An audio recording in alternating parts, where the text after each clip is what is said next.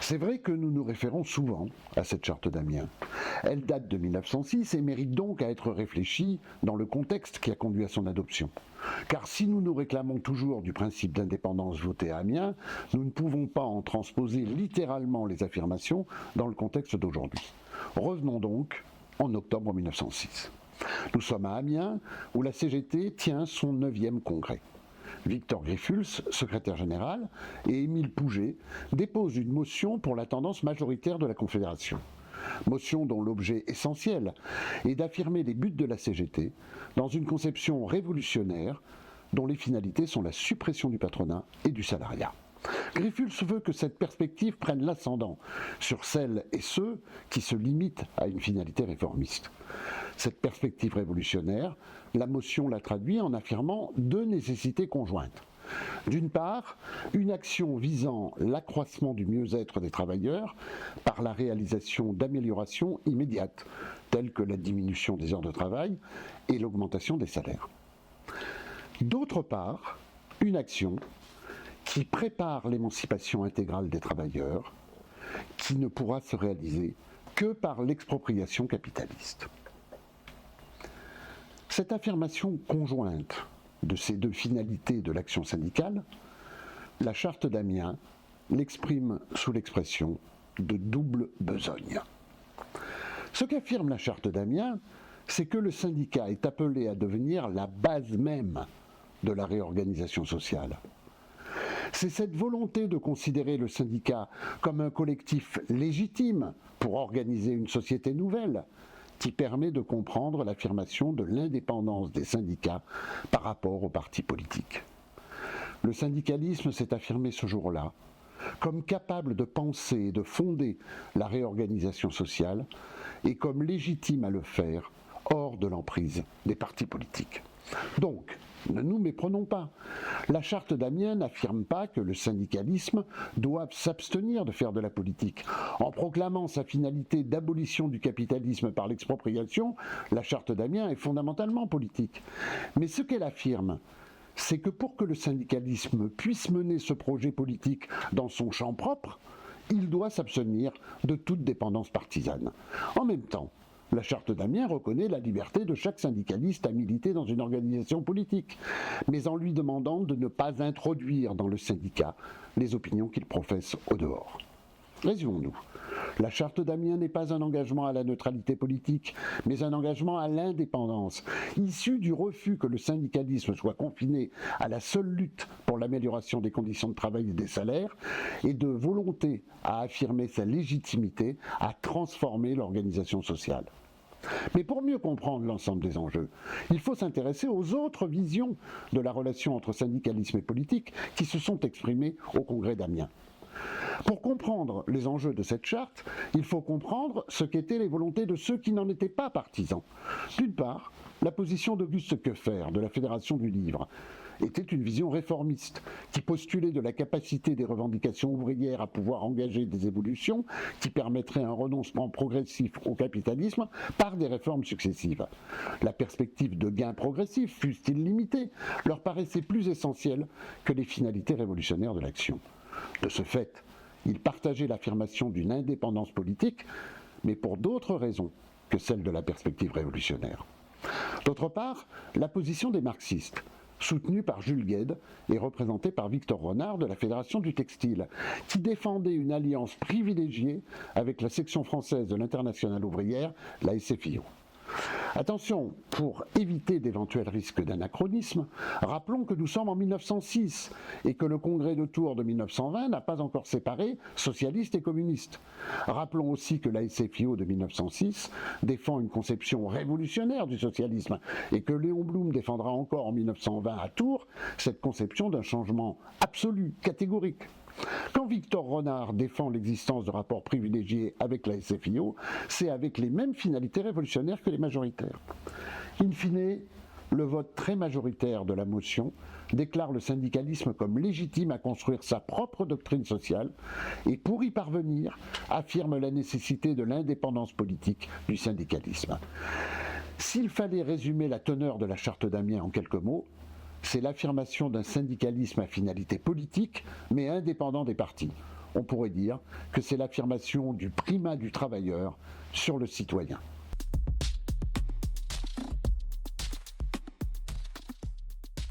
La relation des syndicats à la question politique va se poser dans des termes très différents après la séparation des socialistes et des communistes au Congrès de Tours de 1920. Le modèle défendu par Lénine va affirmer qu'il appartient au Parti communiste de conduire le prolétariat vers la révolution et qu'il faut donc que le syndicalisme se subordonne à cette action révolutionnaire. Si Lénine reconnaît aux syndicats d'être la forme la plus ancienne d'organisation du prolétariat, il la considère comme une forme primaire qui doit être guidée par le parti. Non pas qu'il nie que le syndicat soit le lieu de la maturation révolutionnaire des ouvriers, ni le terrain essentiel des luttes, mais qu'il affirme que seul le Parti communiste peut diriger le prolétariat vers la lutte finale. Cela nécessite que les communistes prennent la tête des organisations syndicales, y fassent nommer des ouvriers et y poursuivent une propagande très persévérante. Le syndicat doit être, suivant l'expression consacrée, une courroie de transmission. Cette perspective va entraîner la première scission. Une tendance minoritaire va fonder la CGTU en 1922 au congrès de Saint-Étienne. Désormais, dans la CGTU, le Parti communiste considère avoir son mot à dire dans l'organisation des grèves et parfois jusqu'à prendre la main sur les décisions. Les lignes politiques de l'Internationale communiste sont prégnantes sur l'action. Par exemple dans le développement des positions anticoloniales. Quant à la réorganisation du syndicat, elle obéit aux consignes de centralisation en réduisant les fédérations professionnelles et les unions départementales. Les choses vont devenir encore plus complexes. Quant à la fin des années 20, la ligne de l'Internationale communiste devient celle du combat classe contre classe, qui affirme que les sociodémocrates sont autant les ennemis du prolétariat que les fascistes, et donc venir considérer la CGT comme traître à la classe ouvrière. La dépendance politique de la CGTU est devenue totale, et elle a pour conséquence d'affaiblir très fortement les effectifs d'adhérents.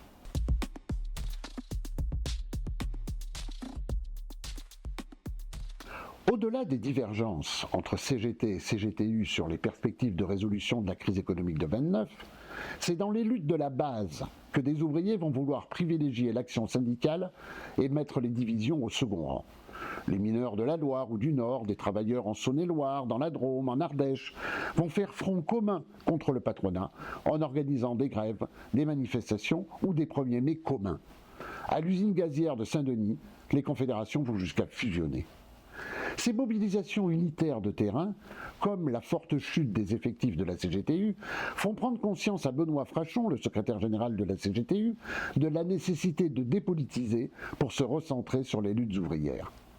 Et puis arrive le coup de force fasciste du 6 février 1934, où les ligues d'extrême droite organisent une manifestation anti-parlementaire qui tourne à l'émeute, faisant 12 morts et 700 blessés. Face au péril fasciste, les syndicats vont appeler à l'action. Les dépendances partisanes avaient conduit à la division, mais dans ce moment singulier de 1934, c'est le motif politique de la lutte contre le fascisme qui va conduire vers la réunification. Le premier appel est celui du PCF et de la CGTU qui organise une manifestation le 9 février. Interdite par la préfecture de police, elle prend une tournure émeutière dans l'Est parisien où sont dressées des barricades. La manifestation est fortement réprimée, la police tire sur la foule, 4 morts, des centaines de blessés et un millier d'arrestations. Léon Jouot de la CGT appelle à la grève générale le 12 février. La CGTU rejoint l'appel. Sur l'ensemble du territoire, la mobilisation est générale. 1 million de grévistes en région parisienne, des cortèges importants dans toutes les villes. À Paris, c'est plus de 100 000 manifestants qui se retrouvent dans la rue. Moment très symbolique, le cortège de la CGT-SFIO et celui de la CGTU-PCF se rejoignent dans des slogans appelant à l'unité. Le rapprochement entre CGT et CGTU se confirme au printemps et conduira à la réunification en mars 1936 au congrès de Toulouse, à la veille des élections du Front populaire. La lutte commune contre le fascisme a permis de dépasser les clivages partisans. La question de l'indépendance en est-elle pour autant réglée ? Les débats du congrès de Toulouse témoignent de la persistance des divergences, mais aussi d'une convergence essentielle définissant une ambition ouvrière révolutionnaire fondée sur la lutte des classes. Les nouveaux statuts interdisent la constitution de fractions fondées sur une volonté d'influence politique. Mais ils ouvrent une porte. en se réservant le droit de répondre favorablement ou négativement aux appels qui lui seraient adressés par d'autres groupements en vue d'une action déterminée, et le droit de prendre l'initiative de ces collaborations momentanées, estimant que sa neutralité à l'égard des partis politiques ne saurait impliquer son indépendance à l'égard des dangers qui menaceraient les libertés publiques, comme les réformes en vigueur ou à conquérir. Comment distinguer dans l'enthousiasme populaire de 1936 ce qui relève du politique ou du syndical ? La victoire du Front populaire aux législatives du 3 mai 1936 et la mise en place d'un gouvernement de gauche, début juin, n'empêchera pas les mobilisations et les grèves de mai-juin et leur persistance au-delà des accords de Matignon, y compris quand Léon Jouot de la CGT et Maurice Thorez du PCF déclarent qu'il faut savoir terminer une grève quand elle a été capable d'apporter des bénéfices majeurs pour la classe ouvrière.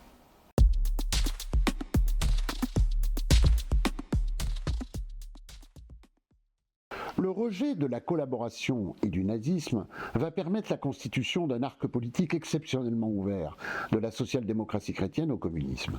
Ainsi, la CFTC participe au Conseil national de la résistance aux côtés de la CGT. Cette période sera celle de liens étroits entre la CGT et le gouvernement, notamment avec ses ministres communistes. La question du statut de la fonction publique en offre un exemple très significatif. Depuis que Clémenceau avait voulu instrumentaliser le statut pour fermer toute perspective de droit de grève aux fonctionnaires, la CGT s'opposait à l'existence d'un statut. Ce sont bien les étroites relations entre Jacques Prujat de la CGT et Maurice Thorez, ministre communiste de la fonction publique, qui permirent d'aboutir. De même, la loi de nationalisation de mai 1946 est préparée par Marcel Paul, qui est à la fois dirigeant en CGT de l'énergie et ministre de la production industrielle. Mais pour autant, cela n'écarte pas les tensions, notamment quand il s'agit de définir le rôle des salariés et des syndicats dans la gestion des houillères nationalisées, ce qui entraînera les grèves de 1947 et 1948. Le départ des communistes du gouvernement en mai 1947, puis l'exacerbation de la guerre froide vont créer un contexte qui va à nouveau tendre les relations entre le politique et le syndical. Les deux composantes de la CGT vont à nouveau connaître une période de conflit. Les sujets ne manquent pas, qu'il s'agisse de désaccords sur des sujets politiques, par exemple sur l'organisation provisoire des pouvoirs publics avant l'élaboration d'une nouvelle constitution, ou de désaccords sur des sujets sociaux, par exemple la revendication d'une hausse salariale de 25% refusée par les réformistes. La persistance de liens privilégiés entre la CGT et le PCF aboutit à une nouvelle division de la CGT. En avril 1948, FO fait scission. Sa motivation essentielle est de rompre tout lien avec le communisme, mais au-delà, de construire une nouvelle conception de l'indépendance fondée sur un pluralisme politique individuel. FO nourrissait aussi l'espoir de devenir majoritaire, laissant à la CGT la part minoritaire qui était celle des unitaires dans les années 30. Mais face à cette affirmation d'indépendance, qu'en était-il des liens entre la CGT et le PCF ? Peut-on considérer que la CGT des années 50-60 a été la courroie de transmission du PCF ? Nul doute que le nombre important de fédérations et d'UD dirigées par des communistes ait fait le lit d'une subordination. Mais les choses ne sont pas aussi simples. Déjà parce qu'il reste une part importante de non-communistes dans les instances dirigeantes et qu'après le départ de FO, la CGT entend bien maintenir en son sein le plus possible d'adhérents non-communistes. Mais aussi parce que la CGT sait que la subordination de la CGTU avant-guerre a entraîné une forte baisse de ses effectifs. C'est pourquoi Benoît Frachon cherche à maintenir une marge d'autonomie et accepte un véritable pluralisme des positions entre les composantes de la CGT. La période se traduira par une alternance de stratégies d'alliance et de moments de repli. Mais elle connaît des sujets où l'union prévaut sur les divisions. Le combat pour la laïcité notamment, avec le grand meeting contre la loi Debré, le 19 juin 1960.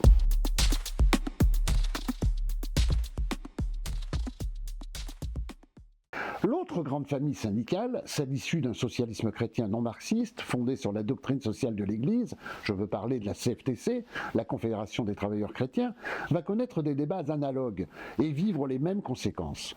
En 1964, une partie des adhérents se sépare de la Confédération pour créer la CFDT.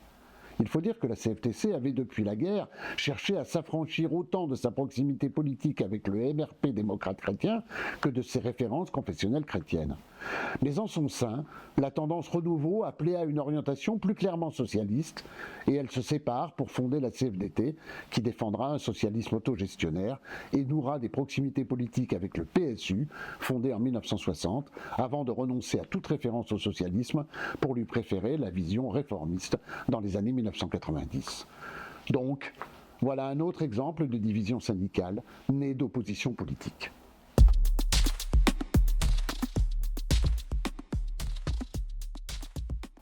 La scission de FO va entraîner une autre scission. En 1948, la FEN, qui était une fédération de la CGT, fait le choix de l'autonomie pour préserver l'unité syndicale enseignante. Les enseignantes et les enseignants n'auront pas à choisir entre CGT et FO. La question du rapport aux politiques n'en sera pas pour autant réglée, car si la FEN proclame son indépendance, il coexiste des tendances, dont Unité, Indépendance et Démocratie, l'UID, proche du Parti Socialiste, et Unité et Action, UEA, proche du Parti Communiste. En réalité, la composition politique de ces deux tendances est largement plus complexe. L'arrivée au pouvoir de l'Union de la gauche en 1981 mit à l'épreuve les liens entre UID et le PS. La FEN peine à se positionner lors de la mise en œuvre du tournant de la rigueur en 1982, mais surtout, elle se divise sur la vision du système scolaire, le SNI à majorité UID défendant son projet d'école fondamentale, caractérisé par une école unique de 6 à 16 ans, quand le SNES à majorité UEA reste attaché au cycle successif école, collège, lycée. Le refus des socialistes d'engager la réforme de l'école fondamentale, leur renoncement au projet de nationalisation de l'enseignement privé porté par Savary, allait constituer un double échec pour la FEN qui cherche à recomposer une grande alliance syndicale sociodémocrate capable d'imposer sa ligne auprès du PS ou tout au moins de reconstruire des convergences stratégiques avec lui. La radicalisation de la crise de la FEN, l'exclusion du SNES et du SNEP, et c'est une autre histoire syndicale qui commence, celle de notre fédération, la FSU.